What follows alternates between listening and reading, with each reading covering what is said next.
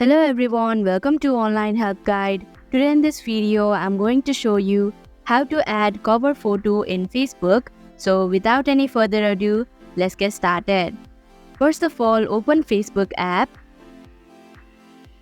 Now go to your profile by clicking on the profile picture in the left hand side of your screen.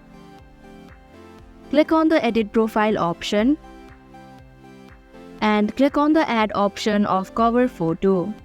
Select a photo from your gallery. Now, if you want your cover photo to be shared in the newsfeed, then check the box that says share your update to newsfeed. And if you don't want it, then uncheck the box. Then click on the save button in the top right corner. And that is how you can add cover photo in Facebook. Thank you for watching Online Help Guide. I hope this video was helpful to you. If it was, hit the like button and comment down if you have any questions or feedback.